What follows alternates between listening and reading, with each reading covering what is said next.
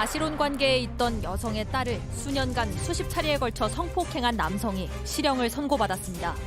남성은 자수를 했음에도 감형받지 못했다며 항소했지만 2심 재판부는 이를 받아들이지 않았습니다. 오늘의 주요 판결을 짚어봅니다. 야, 이것도 정말 진짜 천지가 개벽할 사건인데 사실혼 관계 여성의 딸을 진짜 수십 차례 이렇게 몹쓸 짓을 한 남성에 대한 재판 얘기. 자, 어떤 사건인지 좀 설명 좀 해주시죠. 네, 사건이 2016년에 시작됩니다. 이제 친어머니가 한 남성을 데리고 와서 너의 새아빠야라고 하면서 2016년부터 사실혼 관계를 유지하면서 동거를 시작했습니다. 10대인 피해자를 비롯한 자녀들과 함께 산 건데 이 당시에 10대인 피해자는 평소 일을 나간 엄마를 대신해서 동생들을 돌봐오고 있는 상황이었다고 합니다. 하지만 새아빠라고 소개했던 이 남성, 2년 후에는 잔인한 성폭행범으로 변했습니다. 2018년 8월부터 2년간 10대 소녀인 피해자를 모두 80차례 성폭행하고 추행한 혐의로 끝내 재판에 넘겨진 사건입니다. 자, 저렇게 많은 진짜 몹쓸 짓을 86차례나 했다는데 이 피해, 그러니까 의붓 딸이겠죠. 신고를 하지 못한 이유 무엇일까? 일단 미성년자였기 때문에 모든 사실을 드러낸다는 것도 사실 두려움이 있었을 겁니다. 그리고 이제 엄마에게 얘기했을 때 이게 어떻게 될지 모른다는 그런 막연한 두려움도 있었을 것이고요. 또 그뿐만 아니라 이 피고인 같은 경우에는 이 피해 의붓딸이죠. 피해 여성을 평소에 이제 폭력적인 성향도 보여주면서 협박을 했던 것으로 이제 조사가 됐습니다. 말이 듣지 않는다는 이유로 널 어떻게 해버리겠다. 그렇지. 너와 네 동생 엄마까지 어떻게 하겠다. 이런 식으로 평소에 이런 성향을 드러냈기 때문에 많이 두려움이 있어서 함부로 신고를 할 수 어려웠던 그런 상황이었습니다. 교수님 방금 그 그래픽 나간 것처럼 저렇게 협박을 하면 진짜 저라도 못하겠어요, 신고를. 예?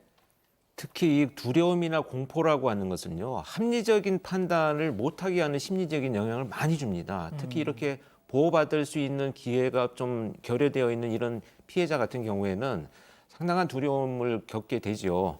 왜냐하면 자기가 어떤 문제를 드러냈을 때 빨리 그 도움을 받지 못한다라고 하는 이 두려움이 굉장히 컸을 것으로 보여지고요. 특히 이 아이가 더 안타까운 것은 이제 자신이 이 신고를 하고 문제를 드러내면 가정이 파탄되고 또 그 어머니부터 이제 그 버림을 받을 것 같아서 가정을 지키기 위해서 그냥 침묵했다라고 이야기를 하고 있는데요. 너무나 그 안타깝고 끔찍한 정말 상황이라고 보여집니다. 알겠습니다. 자, 그럼 오늘 재판 포인트 짚어보죠. 이게 무슨 소리입니까? 아이가 항상 동의를 했다? 아니 그러면은 이게 그 피해자가 합의하에 한 짓이다 이렇게 또 주장을 하나 보죠? 사실 이번 사건에서 가장 분노가 치미는 부분이 바로 이 부분입니다. 86차례나 아이를 성폭행했다라는 것도 모자라서 법정에서 진술을 아이가 성관계할 때마다 동의를 했고 오히려 피해자가 좋아해서 그래서 성관계를 했다라고 야. 주장을 한 겁니다. 그러니까 전형적으로 피해자에게 책임을 전가하는 진짜로 비정상적인 그런 궤변이라고 해야겠죠. 자, 재판부를 믿습니다. 그래서 1심 재판부의 판단은? 네, 재판부 이 새아빠에게 징역 10년 선고했습니다. 재판부는 이 피해자가 가족의 행복을 위해서 자기를 희생하며 성폭력을 오랫동안 견뎌온 것으로 보인다 이렇게 봤습니다. 그래서 사실상 친족 관계인 피해자의 순종적이고 착한 심성을 이용을 해서 장기간에 걸쳐 성폭행에 엄히 처벌할 필요성이 인정된다라면서 이 새아빠에게 징역 10년 선고했습니다. 자, 그런데 여기서 더 충격적인 거. 자, 10년 선고했으면 그것도 진짜 천만다행이다 하면서 그냥 있어야 되는데 그 부당하다 하면서 또 항소를 했다는 거 아니에요, 지금? 네, 맞습니다. 징역 10년이 본인이 저지른 범죄에 비해서 과하다. 이렇게 느꼈기 때문에 항소를 했겠죠. 말이 되는지는 모르겠습니다. 이 자수를 했음에도 내가 이제 스스로 자수를 했는데도 재판부에서 이를 반영하지 않았다. 이런 이유를 들면서 양형부당 및 법리 오해 등을 이유로 항소를 했습니다. 자, 교수님, 저는 여기 좀 이해가 안 되는 게 동의를 했다 이렇게 주장을 했다는데 그럼 동의해서 했으면 그냥 자기가 자수할 일이 아니잖아요. 그럼 논리적으로 따지면. 그렇죠. 이거 말도 안 되는 소리죠. 이게 근데 성범죄자들의 가장 대표적인 특징이요. 피해자가 두려움이나 공포에 의해서 어떤 그 대응하는 태도를 보고 자신한테 동조한다라고 생각하는 이런 왜곡된 관념을 갖고 있습니다. 아, 그렇게 생각하는 네, 전형적으로 걔네, 그렇게 그 갖고 사람들은? 있습니다. 그래서 이제 이 자수라고 하는 것은 이것을 스스로 충분히 이게 아주 끔찍한 파렴치한 범죄라는 것을 인식하고 있다라는 것을 의미를 하고요. 그래서 이 문제가 더 드러나기 전에 심지어 내가 이것을 충분히 자수를 통해서 밝혀져서 그나마 감형이라도 좀 받으려는 노력이 아닌가 이런 속셈이 좀 보여지는 그런 대목이 되겠습니다. 그렇죠. 자, 그러면 진짜 이런 자도 자수를 하면 재판부에서 아 그래 자수했으니까 하면서 막 양형에 참작을 해주나요? 일단 자수를 하게 되면 법에 이렇게 되어 있습니다. 임의적으로 그러니까 판사가 재량으로 형을 감경해주거나 면제해줄 수 있다고 돼 있어요. 그러니까 자수를 하면 아무래도 양형에 유리하게 참작되는 건 맞죠. 근데 자수할 때 왜 감형을 해줄까요? 자수를 한다는 건 내 범죄 사실을 뉘우치고 내가 이런 범죄를 저질렀습니다라고 알리는 거예요. 자수에는 반성이 포함되어 있습니다, 원래. 근데 지금 이 자수에는 반성이 들어가 있나요? 동의했다고 그러잖아요. 그렇죠. 지금. 그러니까 이거는 어찌 보면 본인이 신고를 스스로 알렸더라도 범죄 사실을 알린 게 아니에요. 조금 전에 팀장님 말씀하셨던 것처럼 교수님 말씀하셨던 것처럼 이거는 내가 나중에 발각돼서 더 큰 처벌을 받을까 봐 일단 나와서 얘기한 것뿐이란 말이죠. 그래서 저는 사실 여기에 자수라는 개념을 넣어야 하는지도 의문입니다만 그렇죠. 이런 자수라면 형이 감경되긴 좀 어렵겠죠. 아, 지금 채팅창에 우리 가족 여러분들이 너무 화가 나셔가지고 지금 자 그래서 여기서 중요한 거 그래서 2심 재판부 아 그래 너 자수했으니까 알아서 감형해줄게 했어요? 아니요, 2심 재판부 감형해주지 않았습니다. 앞서 변호사님이 말씀해 주셨던 것처럼 자수가 임의적 감면 사유에 해당한다고 판단을 해서 피고인이 뭐 자수를 했거나 이거 양형에 유리한 사정으로 참작하지 않은 것에 대해서 위법하거나 부당하다고 할 수 없다라고 감경해주지 않았고 징역 10년 그대로 내섰습니다. 자 지금 채팅창에서 10년도 지금 부족하다 지금 이런 성토를 하고 계시는데 자 이 항소심의 이 양형 이유 조금만 더 좀 설명을 해주시죠. 지금 우리가 86회 성폭행을 했다라고 지금 범죄 사실을 얘기하고 있잖아요. 근데 그게 맞을지 모르겠어요. 왜냐하면 이 성범죄 같은 경우 일시장소가 특정돼야만 1회로 칩니다. 그런데 이 하나하나 다 기억해낸 게 86회인데 그 특정이 안 된 것들도 많지 않을까요? 그러겠죠. 재판부도 그렇게 생각했습니다. 86회가 다가 아닐 수도 있다. 그럴 가능성이 많다라는 거고요. 또 피해자 이 10대 소녀 입장에서는 평생 이 고통 감내해가면서 살아야 합니다. 그리고 엄청난 성적 수치심을 느낄 수밖에 없었고요.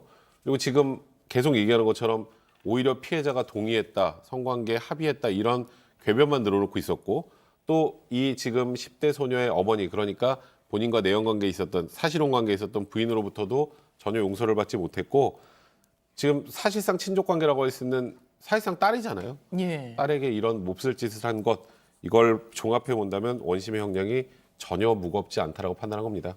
자 근데 이 사람이 신상 정보 공개하는 거에 대해서도 부당하다 뭐 이랬다면서요? 네, 뭐 자기가 일단은 뭐 피해자가 동의했다 또 내가 자수했다 뭐 이런 식으로 계속 이것을 사건을 이어가고 있으면서도요. 심지어 그 처벌에 대해서도 뭐 부당하다라는 것을 떠나서 이거 신상 공개하는 것조차도 부당하다 이렇게 주장을 하고 있는데요.